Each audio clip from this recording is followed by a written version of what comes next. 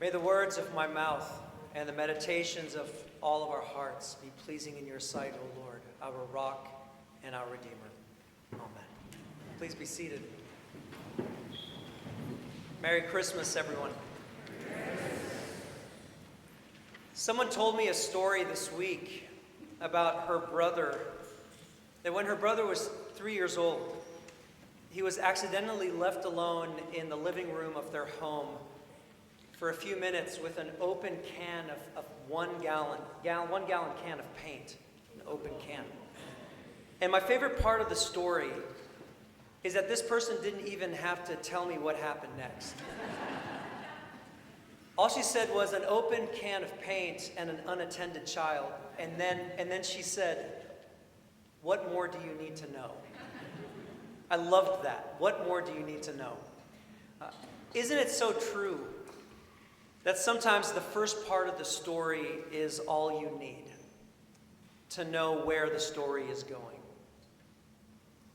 You see, there are so many ideas about God out there, ideas that we've been taught about God, ideas we've projected onto God, ideas we're convinced are true about God, ideas that make God at times seem distant or judgmental or indifferent or exclusive or irrelevant even.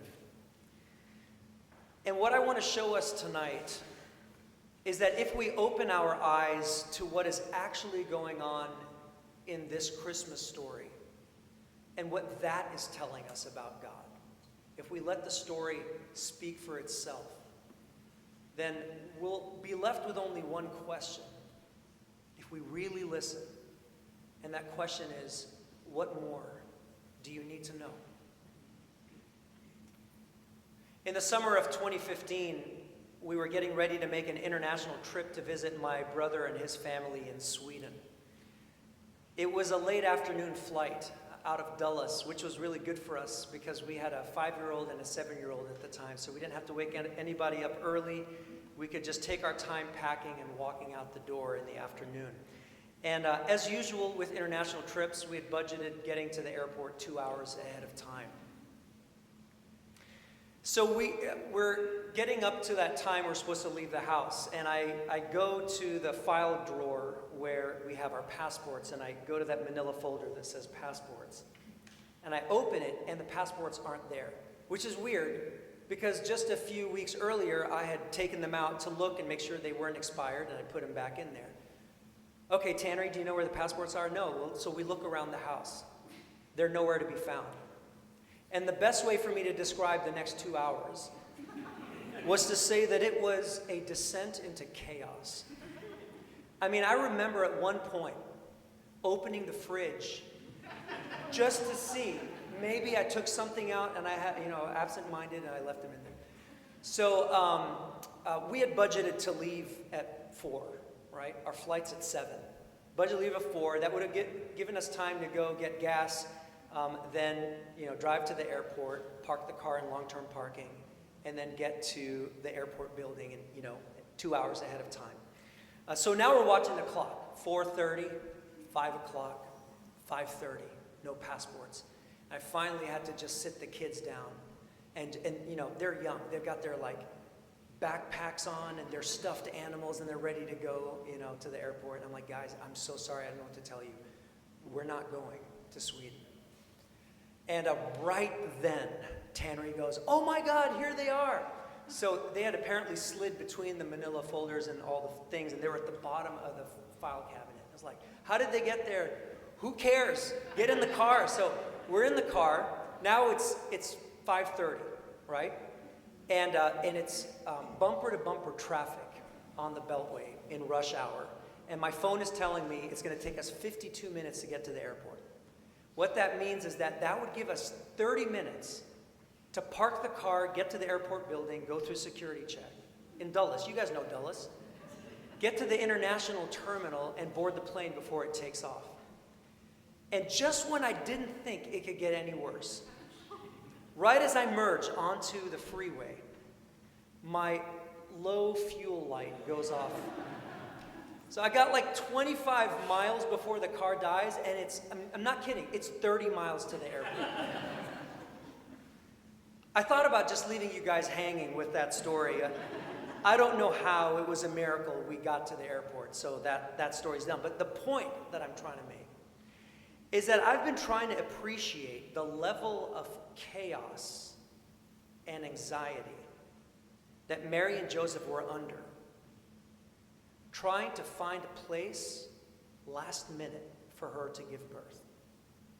Now, we have this warm and fuzzy story that we tell around Christmas time about how, because of a Roman census, Mary and Joseph were forced to make this long journey in the latter part of her pregnancy, only to find themselves wandering in the streets of an inhospitable town, going from door to door, looking for any type of shelter so that she doesn't have to give birth out in the streets. And then, just in the nick of time, they managed to find a stable with animals where Mary has her first birth experience. And the only other person there with her has no idea how to assist with a delivery. Fa la la la la la la la. I mean, seriously, I'll tell you one thing I know. It most certainly was not a silent night. And I can guarantee you that all was not calm and all was not bright. Although, imagining Mary's choice of language toward Joseph, I would venture to say it was probably colorful. So can we just pause for a moment, seriously, and just think about how intense this story is? The author of the Gospel of Luke is trying to tell us that the journey that led to the birth of Jesus was a descent into chaos. It was an unraveling of the human experience. It brought Mary and Joseph to the brink of meltdown, to the outer edges of their emotional and physical competence. And the question is why? Why so much chaos in such little time? I mean, everything is coming down on Mary and Joseph all at once. First, you have the political context that's touching their life. They're being forced from their home and community because of a Roman census. And this census was imposed not because the emperor had a thing for statistics. No, the census was one of the main tools of the Roman Empire to implement its crippling taxation on the local population. So here you have Mary and Joseph personally feeling the oppression, the oppressive weight of the Roman occupier at the worst time possible. And there's nothing they can do about it. They have to pick up and they have to travel at the risk of Mary and the baby's health. I can only imagine how resentful they were as they made that journey. Have you ever felt the oppressive weight of the system? Have you ever raged, really raged at the political machine for its perpetual apathy toward the least in society, the marginalized in society? Have you been there? So not only are Mary and Joseph experiencing the political context acutely and personally, but they're also dealing with a serious health concern at the same time. Like when you consider the astoundingly high birth mortality rate, not just for child, but also for mother in those days, you start to appreciate just how exposed and vulnerable Mary and Joseph were, and they knew it. Have you ever felt the anxiety of the unknown related to a medical issue with your own self or with someone that you love? Have you ever panicked for the safety of someone you love? Have you been there? It is a descent into chaos. That's what it feels like. And it's all coming down on Mary and Joseph all at once. And it's not just the political context, and it's not just the health risk. You also have this real experience of being unhoused, looking for shelter. You have the experience of being outsiders who are completely dependent on the generosity of strangers. And all of this in the context of a perilous and nerve-wracking time crunch. This is a descent into chaos. And what I'm asking is, why so much all at once? Why is Jesus' birth happening in the midst of chaos, in the midst of the unraveling of the human experience? And I can imagine Mary being like, God, you told me this was your thing. This is your thing. You had one job, and you failed. Why so much? I mean, this is an important thing for God. Would you not agree? And this is like, God's got a lot riding on this thing going well. So why such a perilous and chaotic journey? Why the unraveling? Was God distracted by something else while this was all going on? Oops. Or,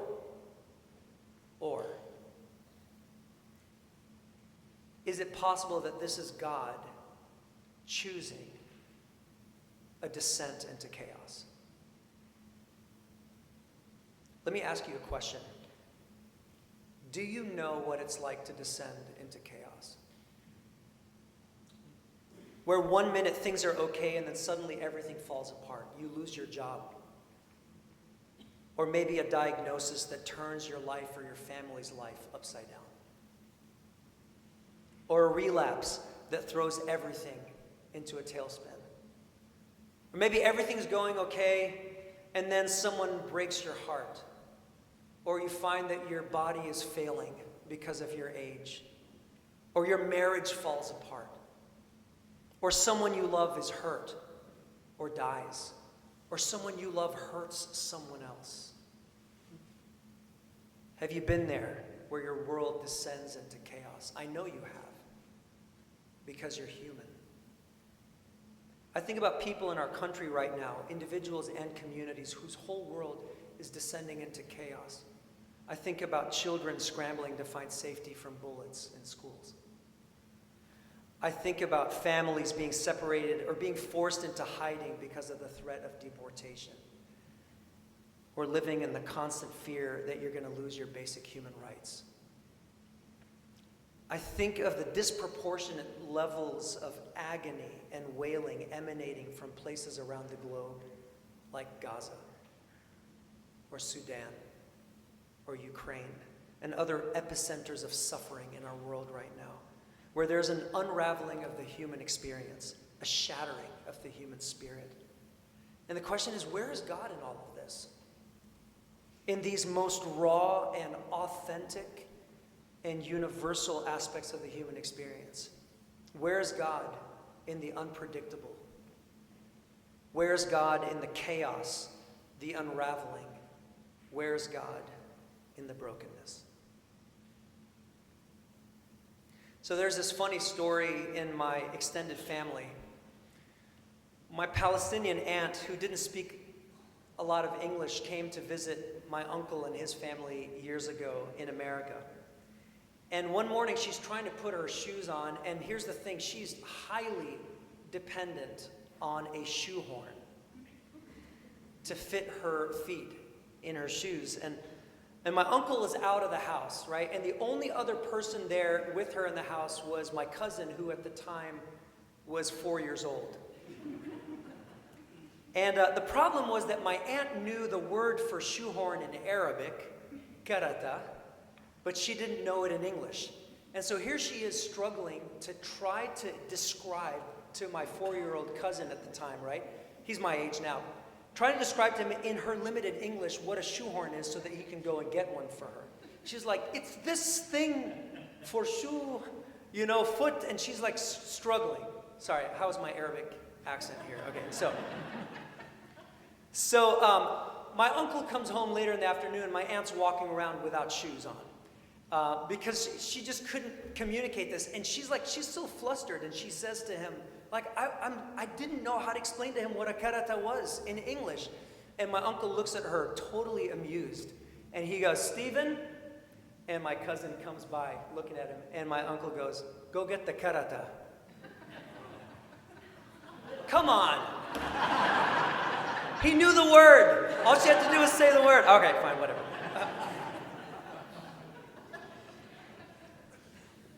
They did better at the other service, by the way. They totally got that one.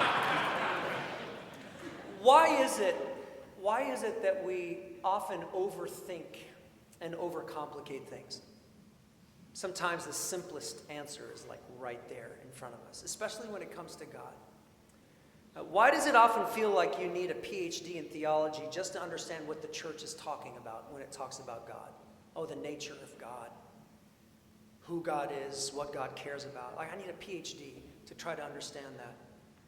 But tonight, I can't seem to ignore this whisper in the background of the Christmas story that's saying to us simply, what more do you need to know? What more do you need to know? What does it tell you that the God of the universe would choose to descend into chaos just to be with us? I mean, to really be with us in the midst of this world and our humanity. What would compel anyone to voluntarily and with eyes wide open choose a world of suffering? And then why would this child born in Bethlehem, as he grows, why would he choose a world of suffering?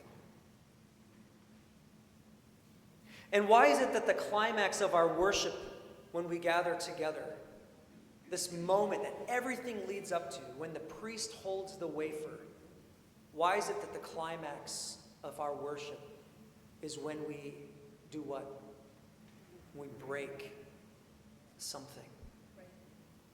Every time we gather, we remember God through the act of breaking. That is the center of our worship. It's right there. I mean, it's like right in front of us, right before our eyes. What more do you need to know? Who told you that God is a judgmental God?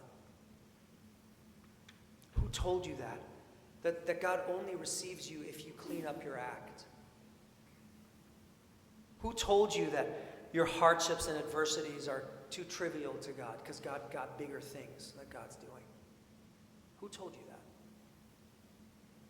Who told you that God is in the business of accepting some people and leaving others out?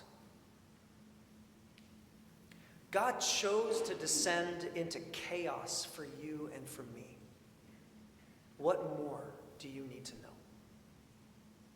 So tell me. Tell me about the chaos in your life that you're feeling right now. Maybe you're just now clawing your way out of it, or maybe you're still in the thick of it, or maybe you're on the front end of it and you don't know how deep it goes. Tell me about the chaos. What's breaking your heart? What fear is poisoning your sanity? Where do you feel alone? Where do you feel like the world is alone? Well, tonight I want to invite you to do something that takes a lot of courage. And it's weird to say this in church. I want to invite you to stop overthinking God. There's only one thing that matters that you need to know. God will descend into the depths of chaos for you. Maybe tonight we marvel at the wonder of this kind of love so that tomorrow we can share it with our broken, weary, and unraveled world. God is here with us in the midst of the chaos. What more do you need to know?